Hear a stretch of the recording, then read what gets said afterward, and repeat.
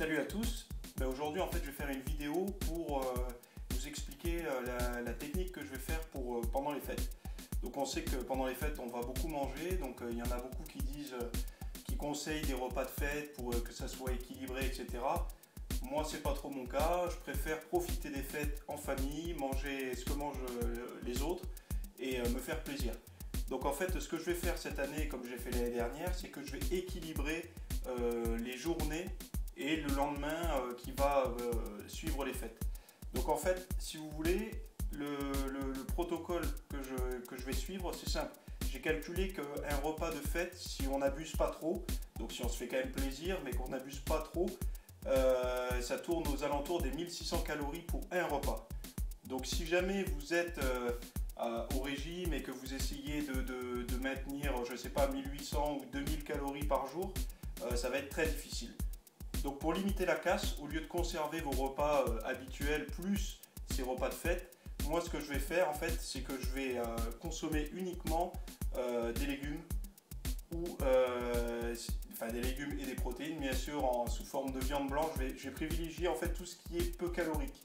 Donc le poisson, on va éviter les poissons gras, plutôt des poissons blancs, de la viande blanche et pas du tout de glucides dans les repas autres que celui du repas de fête en fait.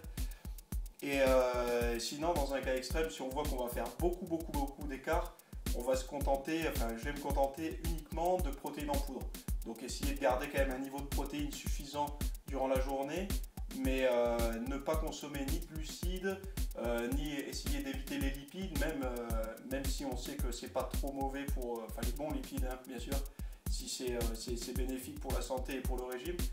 Le mieux, c'est la meilleure solution que j'ai trouvée pour continuer à me faire plaisir, donc pouvoir profiter en famille, manger le gâteau, manger le plat du jour, le foie gras, etc.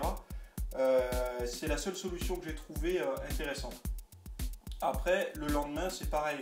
On ne va pas reprendre tout de suite le régime parce qu'on sera quand même en excès calories. Malgré qu'on ait fait ça, on va quand même être en excès calorique. Donc du coup, le lendemain, on va privilégier pareil les protéines, les légumes, comme source principale de l'alimentation, limiter les glucides sur 2 ou 3 jours même peut-être si c'est possible, en les gardant juste autour de l'entraînement, de manière à rééquilibrer le plus rapidement possible son alimentation et essayer de brûler en fait ces calories supplémentaires qu'on a consommées durant les fêtes.